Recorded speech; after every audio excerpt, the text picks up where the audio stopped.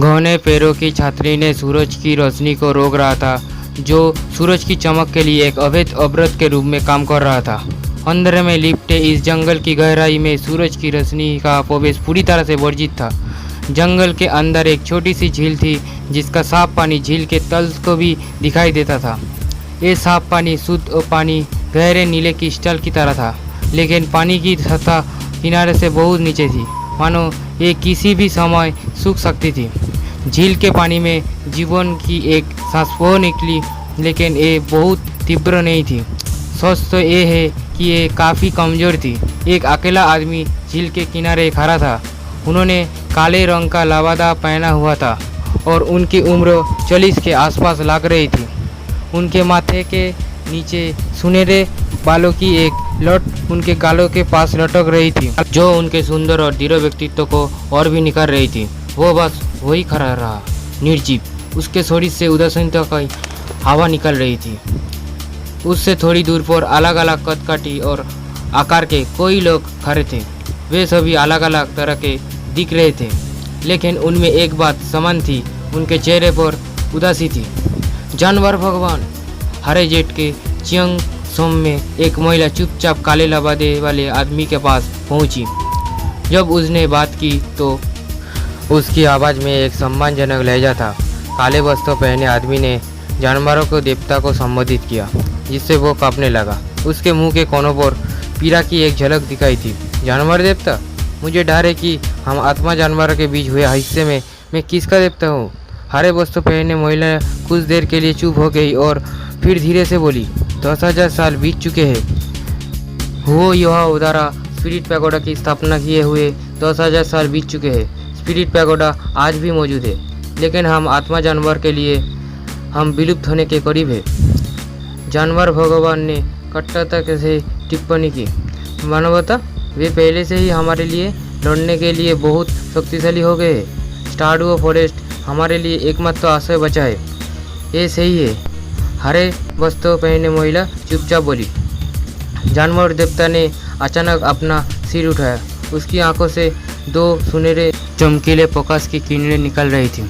उसी क्षण एक भयानक आभा फूट पड़ी, जिससे पूरी दुनिया कांप उठी। उनके पैरों के नीचे की जमीन एक पल के लिए हिली, फिर तीव्रता से बढ़ गई।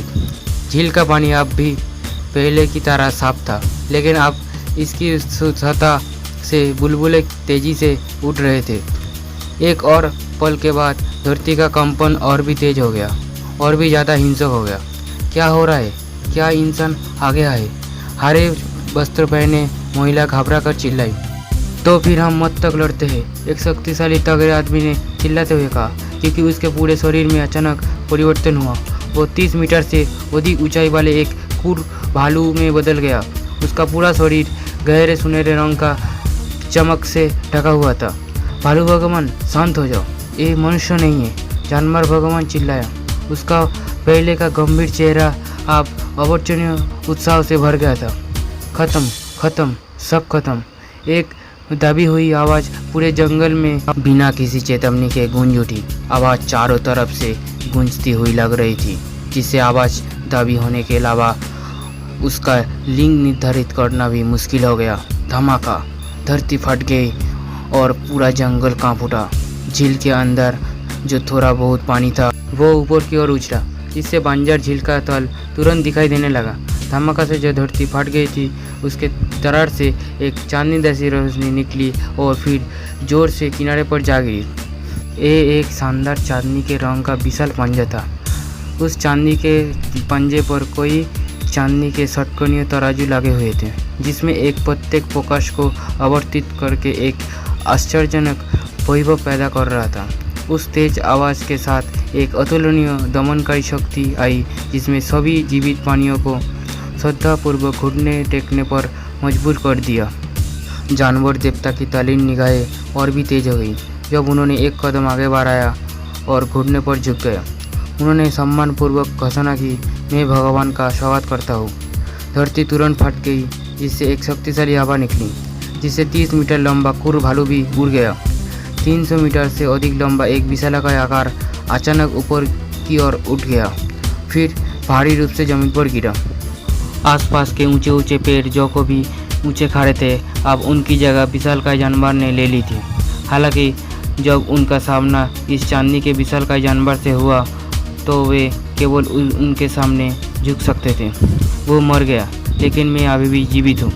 गहरी आवाज़ में दुख की आवाज़ गूंजी। ये नीच मनुष्य हमें ख़त्म कर देना चाहते हैं। जब से मैं जगा हूँ, उनके विनाश का दिन आखिरकार आ ही गया है। एक चमकदार चांदनी की रोशनी ने सभी आत्मा जानवर को अंधा कर दिया। वे केवल घुटने टेक सकते थे, तीर झुका सकते थे, जबकि उनके शरीर परमानंद से कांप रहे थे। जानवर भगवान ने उत्सुकता से कहा, भगवान, मानवता पहले से ही बहुत शक्तिशाली हो गई है, यहाँ तक कि मैं उनके सबसे अच्छे आत्मा के खिलाफ बहुत लंबे समय तक संघर्ष करने में असमर्थ हूँ। मानवता ने अपने विज्ञान और प्रगति के साथ पूरी तरह से आने में कामयाबी हासिल की है। चांदनी की आकृति ने धीरे से अपना सिर नीचे किया और बोला, लेकिन इस बार उसकी आवाज़ पूरे जंगल में नहीं गूंजी। उन्हें नष्ट करने के लिए आपको पहले उन्हें समझना होगा। मेरे पीछे आओ। कि हमारी दुनिया पहले से ही विनाश के कगार पर है, तो हम जाकर उनकी दुनिया को जीत लेंगे। तो विशालकाय आकृति धीरे धीरे जंगल के निकास की ओर आगे बढ़ी। ऊंचे ऊंचे पेड़ों की छात्री के बीच से प्रकाश की एक किरण निकली और उसके विशाल रूप को रोशन कर दिया। लेकिन जैसे वो आगे बढ़ता गया, उसका आकार धीरे धीरे छोटा होता गया। जैसे जैसे उसकी आकृति दूर होती गई, उसने एक इंसान का रूप ले लिया।